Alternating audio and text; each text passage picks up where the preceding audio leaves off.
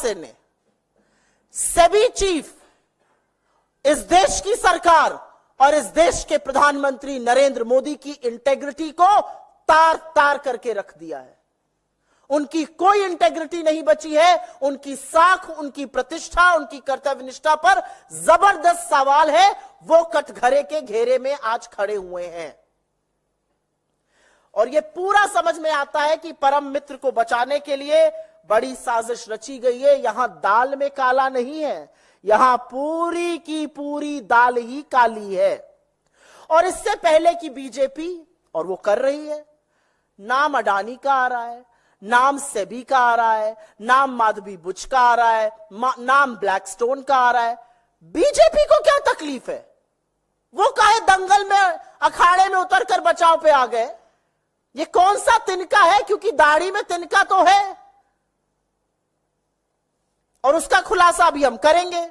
तो इससे पहले कि बीजेपी कहे कि हिंडनबर्ग रिसर्च जो है वो देश विरोधी है, वो अंतर्राष्ट्रीय साजिश रच रही है देश के खिलाफ, यहां पर बताना जरूरी है कि लोकतंत्र में सरकार को जवाबदेह बनाने के लिए, ईमानदार बनाने के लिए और सुनिश्चित करने के लिए कि देश के कानून का पालन हो, इसके लिए विपक्ष प्रतिबद्ध है। पिछले 10 सालों में इस देश के कानून अप्रत्याशित तरीके से देश के दलितों पर, आदिवासियों पर, पिछड़ों पर, माइनॉरिटीज पर, ऑपोजिशन पर लगे हैं, लेकिन धन्ना सेठों पर, रसूख वाले लोगों पर, सत्ताधीशों पर इन कानून का कोई इंपैक्ट नहीं है, कोई इफेक्ट नहीं है। तो अब एक स्वतः सवाल उठता है कि क्या अडानी महाघोटाले की जांच इसलिए नहीं हो रही थी क्योंकि जिसको जांच करनी थी, इस रिपोर्ट के अनुसार, इस रिपोर्ट के मुताबिक वो कहीं ना कहीं उसमें संलग्न थी। उच्चतम न्यायालय बार बार निवेश की जानकारी मांगता था, सेबी बार बार इधर उधर बगले झांकता था। सेबी ने तो यह तक कह दिया था, we have drawn a blank, हमें कुछ मिल ही नहीं रहा है। ये मिनिमम लेवल पर, at the absolute minimum level, ये पारदर्शिता के तार तार करता है। And at the absolute maximum level, ये संभवतः सबसे बड़ी क्रिमिनल कंस्पिरेसी है। एक महाघोटाले की जांच करने वाले संलग्न, और खैर उनकी नियुक्ति करने वालों की अभी हम बात करते हैं। और एक बात आपकी जानकारी के लिए बता दूं, 2 दिन पहले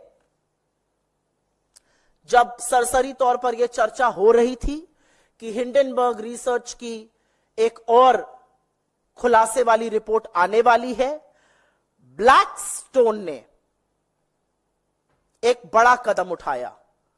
उन्होंने नेक्सस सिलेक्ट ट्रस्ट में 33 करोड़ यूनिट 4,550 करोड़ में बेच दिए।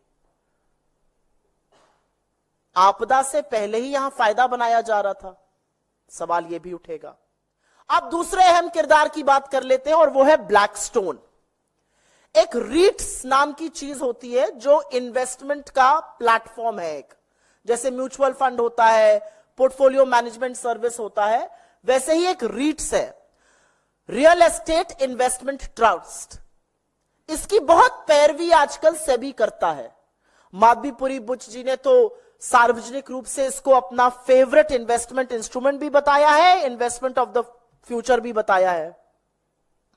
हिंडनबर्ग रिपोर्ट के मुताबिक सेबी चीफ पर उन्होंने ब्लैकस्टोन जैसी कंपनियों को रेगुलेटरी, मतलब नियम कानून बनाकर फेवर देने के आरोप लगाए हैं।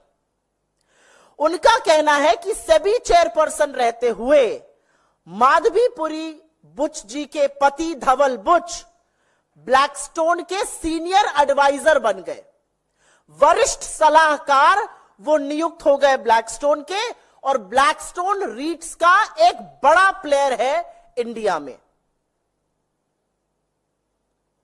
एक बात यह भी बता दूं कि इनके पति इससे पहले रियल एस्टेट में कभी इन्वॉल्व नहीं थे, कैपिटल मार्केट्स में उनका इन्वॉल्वमेंट बहुत सीमित था।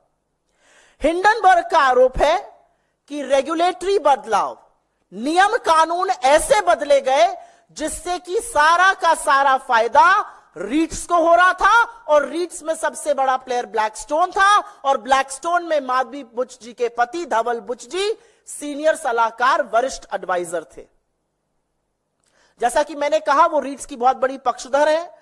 एक कॉन्फ्रेंस में उन्होंने रीट्स को फ्यूचर का फेवरेट प्रोडक्ट बताया था। निवेशकों को कहा था इस फ्यूचर के फेवरेट प्रोडक्ट को आप देखिए, ये बहुत कारगर है।